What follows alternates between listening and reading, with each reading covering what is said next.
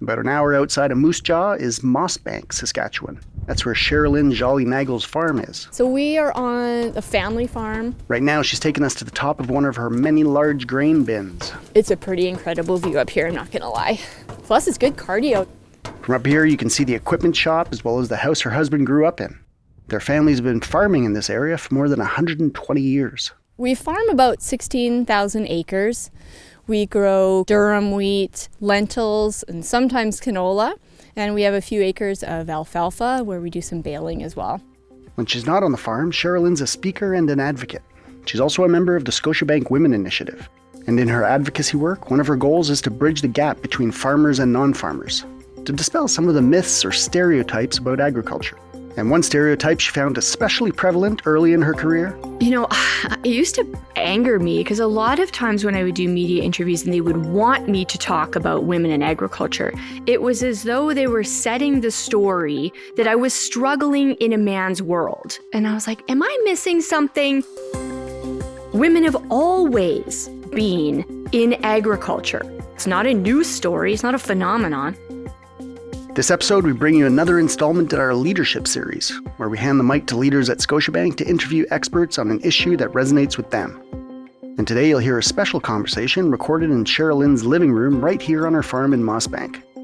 Hosting the conversation is Janice Holscher. Janice is the Managing Director and Head of Agriculture at Scotiabank. They'll not only address some misconceptions around the role of women in agriculture, but also talk about the need for all modern farmers to get their stories out to the public. Communicating with the public has never been part of any job description ever given to a farmer before me. I never asked my grandpa if he, finished his blog about the frost in the durum, right? I'm Stephen Maurice, and this is Perspectives. Now here's Janice Holscher in conversation with Cherylyn Jolly Nagel. Thank you very much, Cherylyn. Really appreciate you taking the time to talk to us. I appreciate you taking the journey out here to the farm. It's lovely to have guests out on the farm. This is an absolutely gorgeous setup, but you've got more than just a normal farm here. So maybe you could just tell us a little bit about that. Well, I don't know if it's different than a normal farm, but I'll take a crack at it. Welcome to the Nagel family farm. Our corporate farm is called Hunter's Paradise Farming and Outfitting. And there's some history there. Of course, we are hunters and avid nature lovers, but we did run a duck and geese hunting lodge for 10 years, and it kind of became the name of our farm operation. Both David and I grew up in the Mossbank area. We have really deep family roots here. Okay. But we went to school together, like kindergarten through grade 12. Both of our families have farmed here. We're both fourth generation farmers and having a great time farming here and raising two daughters. We get great opportunities to travel the world outside of the farm. You also do a lot of advocating and presenting in various places around the world. Can you talk a little bit about some of the stuff that you're doing? Yeah, I think there's a lot of farmers that always wanted to be farmers when they grew up. I'm quite envious of that. I struggled immensely trying to figure out what I wanted to do when I grew up. And I think if there was one thing I knew for sure when I graduated high school in Mossbank, it was that I was not going to be a farmer. So I went off to do really anything else I could find. I didn't think that there was a place for me here. So I left and did a myriad of other things, got a lot of life experience and travel experience, which was always really important to me. And at some point in those adventures, I realized how good it was to live back home in Saskatchewan and in Canada. And David and I started dating in high school. And because he was always going to be a farmer, he hung out here while I went out to do all of these other crazy things. Right. And he stuck with me in all those really crazy wandering adventures. And I guess I always appreciated and disliked his stability. Agriculture brings with it, stability as it relates to a family and your life. I couldn't really understand that. And now I have come to certainly appreciate the roles that our family plays in the farm operation and the generations of families that have cooperated to bring us to where we are today. So in my journey to come back to the farm, I found agricultural policy. And that was a place that just immediately took my attention.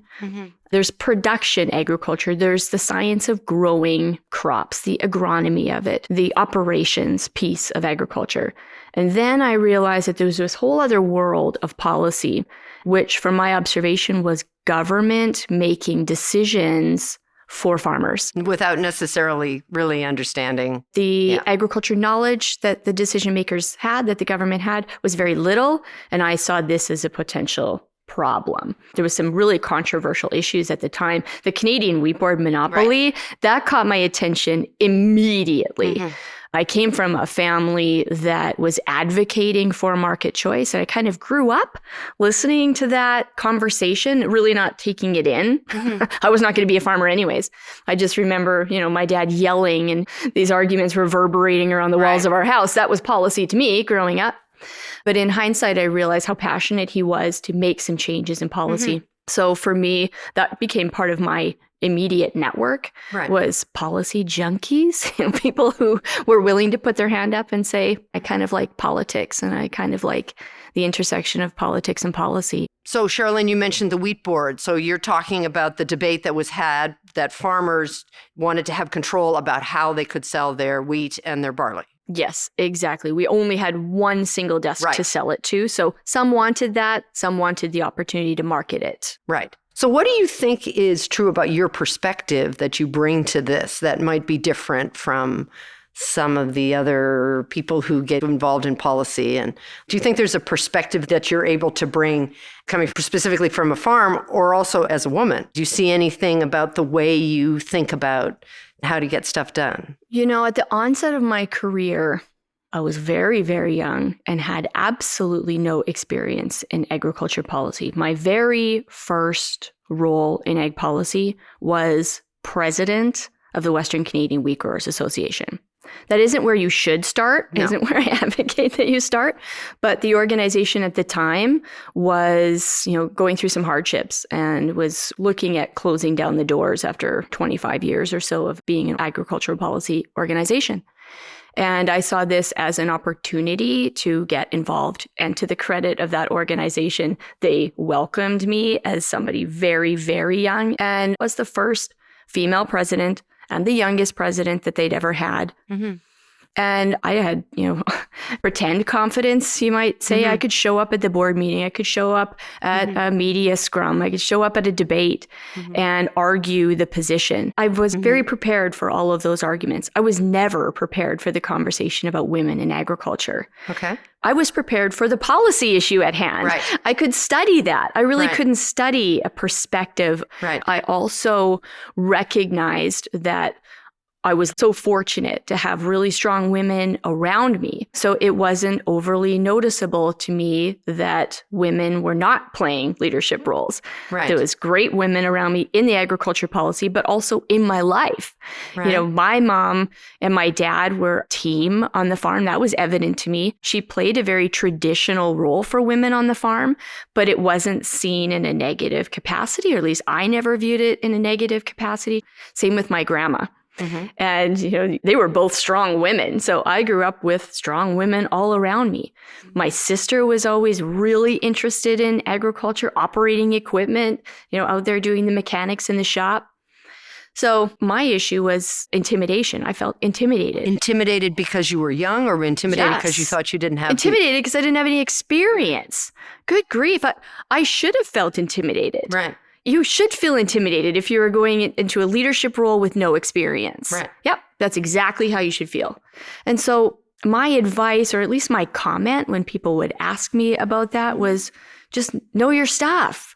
If you want to get over intimidation, increase your knowledge base, increase your networking, find people that are going to help you grow over that intimidation factor. Mm-hmm. It's interesting that you say that, because one of the things that I found in my career is that women can bring a different perspective. And if people understand that the goal of leadership or getting things done on a group is having a number of people who have different perspectives, that can be something that's important. And I think that one of the things that is a little bit of a challenge is sometimes convincing people that it's better to get a broader range of perspectives, right? We all live in our little echo chambers and we hear the same thing. So you find that on a lot of the policy committees or what have you, that your different viewpoint is appreciated, Or do you just find a lot of, no, this is the way things get done, and no, we're not going to change? I find the agriculture industry, honestly, to be very open-minded about those perspectives. We have things we argue about. No two farm operations are the same, and no two farmers are the same. So I like to think that I bring perspective based on my own unique life experiences. And part of my life experience is being a woman. So that's great. That's a part of my perspective that I can bring. But I think our industry has done a fairly good job in at least the last decade, of diversifying in whatever way that looks like. And sometimes that's bringing young people in. Right. Agriculture was always, for me, viewed as this very old industry. Right. And so bringing young people in, because listen, at the Wheat Grower Board, we had a young board, not just me. There was a lot of us that were new and young. And those young men that I worked with every day suffered from the same intimidation that I did. Yes. And a lot of those young men, when they're taking over family operations, and the truth is more young men in history of agriculture have taken over their family farms than women, they also have felt all kinds of inadequacy. Right. It used to anger me because a lot of times when I would do media interviews and they would want me to talk about women in agriculture, it was as though they were setting the story that I was struggling in a man's world. And I was like, am I missing something? And I would sit oftentimes thinking, am I so naive that I'm not recognizing what's happening around me? But I really felt respected and supported in my journey through agriculture. And I credit that to a lot of both men and women in my life that have just supported me in every step of the way. Right. By presenting me as the poster child for women in agriculture and taking on non-traditional roles like an operator. Oh, you operate equipment? Oh, let's talk about that. Oh, you're going to be in ag policy? Let's talk about that. A couple things happened. It made it more difficult for me to accept some of the traditional roles of women on the farm that at times in my life I needed to take. So before I had children, I was very actively involved in agriculture policy and felt my career, was really moving ahead. Sure. And then I have children. So now I'm at home in a very busy harvest season. I need to be supportive of the team that is my farm. Right. So if the best way for me to do that while I'm at home with the kids is to make the meals for my crew, that's what you do. I want to feel good doing that. Yes. But there was always this negative connotation that, well, you used to operate equipment. Now there's a hierarchy that felt like it wasn't coming from me or my farm operation. It was coming from outside. Like there's a value thing that's being put on? Yeah. Yes. That there was this hierarchy and that I was always kind of trying to fight against because I didn't feel it. I didn't see it, and yet I was always being asked about it. And for me, when somebody asks me to speak about being a woman in agriculture, I feel like it feels more condescending because that's a topic I never spent a ton of time understanding or researching. Women have always been in agriculture. Right. It's not a news story. It's not a phenomenon. Right. We do more in certain operations than others. And I would also, state that the percentage of women as sole operators on the farm is still pretty small. So we have to acknowledge that that's just a truth. And there's various reasons for that. But the number of women coming into the agriculture industry in other capacities is awesome. In every way, shape, or form, whether that's in agricultural transportation or in agricultural sciences, whether it's in agricultural policy. There's women coming in every direction into the industry. And I'm grateful because there was a time way before me where that level of respect may not be the same. Right. There was no road. Then we moved to a dirt road. That was a little bit easier, but there was a road for women. Then it became a gravel road. Then it became a paved road. And right now, every job you want to have in the agriculture industry as a woman is available to you.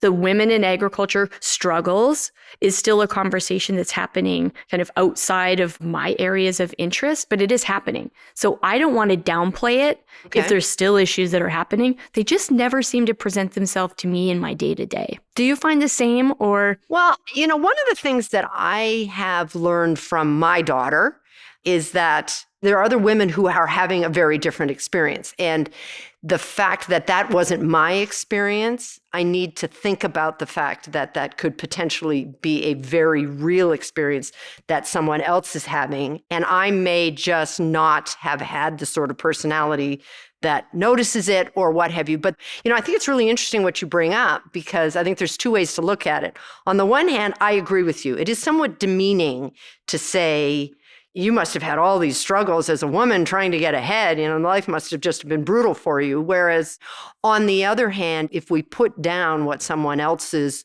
who really struggled, if we put down what their experience is, then we're almost saying to them, that's not legit. You shouldn't have felt that way. So it's very important sometimes to just look at somebody and say, that hasn't been my experience. But that doesn't take away, like what you were saying, that doesn't take away from that being your experience. And here's maybe some ways that we can help. I would say that one of the things that you commented on that really registered with me, which I like to think is changing, is this whole phenomena of going into a situation where you're the only woman. So you don't necessarily have someone that you're going to be able to connect with necessarily right out the gate. To your point with the children, right? Like I'm the one that got the call at 3:00 in the afternoon that Derek fell off his bike or something like that, and you got to run. So I think that having more female role models in these situations can make it easier. Yeah.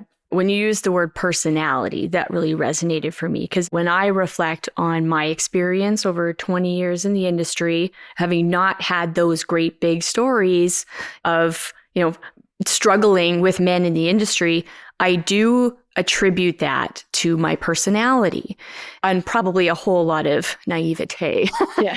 Maybe I didn't even realize it was happening at the time. And for that, maybe I'm grateful, because it allowed me to just keep putting one foot in front of the other and keep on going. And it's built character for me. It's not that there hasn't been negative experiences all along the way. Good grief, a ton of them. But that helps you build strength and build character, build an understanding that we don't always agree. I'm perfectly comfortable in a situation that is confrontational. Mm-hmm. That's just who my personality is. Mm-hmm. What felt terrible for me was I was there to talk about the issue at hand. What is the policy issue? Right. And people wanted to talk about you're a woman. Yeah. There was one story in particular where I had a TV crew coming out to this farm, to this very kitchen, to sit at that very table.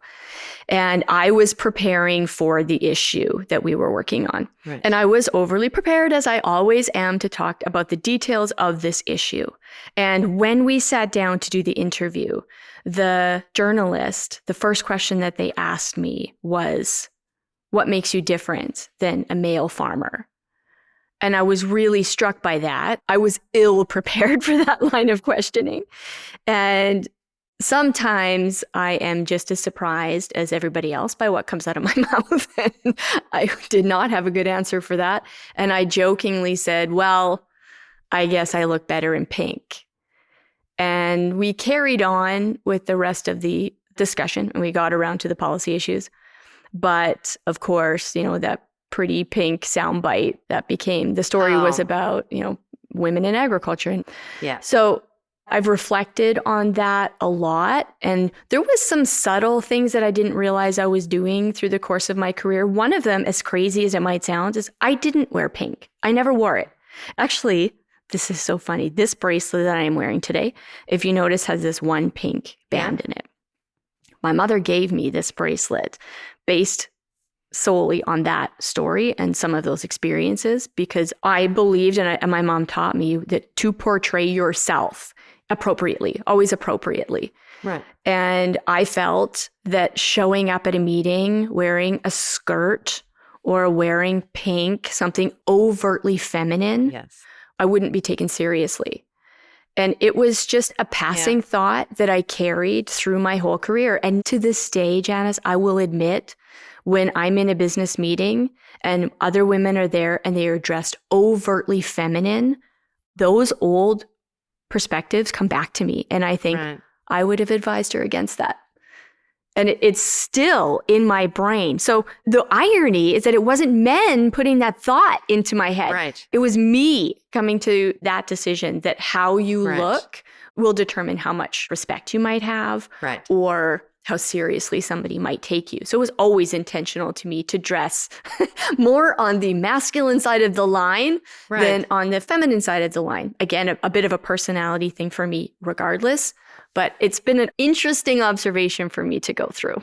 Yeah, no, I think it is. I think that, what I'm really struck by is that I think that we just need to understand that we need people who have different experiences, whether they're from a rural setting or an urban setting or they're immigrants. The idea that we are going to make better decisions if we listen to people who have a broader perspective. And I think it's a great call out that we shouldn't just be focused on the fact that, well, you're a woman, so by definition, you're going to have a different perspective. You might have a different perspective or you might not, depending on what your background is in. I am struck sometimes by how difficult it can be to get people to recognize that we're better off if we listen to people who have broader perspectives, and that we just spend so much time in groups, in leadership teams, in policy meetings with everybody who kind of has the same sort of way of looking at things. And so I sort of look at women in agriculture or women succeeding in markets as a way to at least try to get some people who might have a different perspective. But I think it's a great point you raised, that that's kind of a shallow way of looking at it. It is. And so when people talk about how do we gain more perspective, they often focus on gender and how people look. But look, at 20 years later, I'm not the youngest person at the table anymore, and I'm no longer the only woman. I'm often the only farmer. So the majority of my speaking audiences used to be my own farming colleagues inside the industry. And I pivoted away from that to really focusing my time and energy talking to an audience that is non-farming. So my urban cousins. I enjoy telling them about these great stories on the farm. And that's where I realized that the rural perspective, the farming perspective was missing. So I kind of found another way to add perspective that was not obvious. I think that really and truly, when I think about why I didn't want to talk about being a woman in agriculture, because I thought it was the most obvious thing about me. But now it's not obvious that I'm a farmer. I don't fit, the stereotypical. If you ask the general public to close their eyes and picture a farmer, they're not picturing me. They picture, an old man with probably a white beard, pitchfork, coveralls, that classic old MacDonald. So I find it just fun to be that new perspective that is agriculture, that is rural, that is a farmer, and yes, it is a female farmer. It's just a really cool place for me to be right now. And I enjoy sitting on boards that are at first glance not connected to the agriculture industry, that always I can find a connection to the agriculture industry. And I'm able to bring that perspective to the table. So speaking to audiences about farming, about agriculture, about all of these cool topics, that's been just super refreshing for me. It's fascinating. One of the things that we've found, Scotiabank's been doing a lot of work on putting together a sustainability program and trying to figure out how we can help farmers get their story out. And one of the things that kept coming up was the fact that the perspective of what farmers are actually doing and what people who live away from a farm, how they actually think things go. And there's this massive disconnect. So do you feel that you get listened to? And what do you think it is about the way you present yourself that makes people be willing to listen to you and not just think, she hasn't a clue or whatever? Yes. From the most recent experiences, I definitely think they're willing to listen. What we have going for us in the industry is the general public trusts farmers. They don't know who a farmer is, but they want to believe that they trust farmers. So what I've been working really hard at is to try in my presentations to be approachable versus defensive. And that's been a journey for me because in agriculture policy, I was waving the defensive flag. I was angry and upset that decisions were being made. Doing that to us. I was in defense. But as it relates to the consumer, that same approach did not work for us. Being defensive didn't work. Let me give an example. The all capital letter response on Facebook, because I was mad about what somebody was saying about agriculture, did not work for me. No, that wouldn't go well. It didn't go well. So I was trying to carry that defensive approach that let me tell you that it's none of your business what the chemicals are that I'm using on my farm. That approach did not work. And it's been helpful for me to realize that I was under the impression that because my family has been farming this land for generations, that it is my right to make the decisions that I feel necessary every day. To now realizing that those decisions, they are a privilege. Yes. And with that privilege means I have to build trust with the people who are generous enough to give us those privileges, which is our general public. And it takes away a lot of the misconceptions. Yes. Yeah. There's so many myths as it relates to agriculture. Yeah. So we have to counter those by showing up. And when you try to think about whose fault is it that we're in this situation, to me, it's a matter of timing, because the onset of the World Wide Web, the world of information, happened at the same time as some of the biggest advances in agriculture. Right. I would argue that agriculture is one of the most scientifically advanced industries on the globe. Yes. That's not how our public remembers us. In our defense, communicating with the public has never been part of any job description ever given to a farmer before me. There's been no post-secondary education curriculum that includes media relations, that includes how to tell people about your farm operation, how to communicate about social media. Yeah, I never asked my grandpa if he, finished his blog about the frost in the Durham, right? Not one generation before mine ever had to talk to the public about what we do. Right. And then we just got out of the tractor one day and realized the public is scared of agriculture. And meanwhile, we have all this brand new technology. We just went 0 to 60, advancing the industry that is agriculture. And all of those advancements made us more sustainable, made us more environmentally friendly, but we didn't tell anybody about them. We never gave them perspective. I would definitely say that the industry is doing much better at acknowledging that we need to feel obligated to continue this conversation, and that we could use a little bit of training to do it. Right. And there's so many organizations out there that are doing that I've had the fortune to be a part of. I love to talk about agriculture and the good news stories about growing food in Canada, the sustainability measures we have in Canada, just a ton of great things coming off the farm. Just want to ask you one final question. You've done a lot of amazing stuff. What's the thing that you're most proud of? Oh, come on. Come on, you have to pick one. And you can't say your children. Most proud of?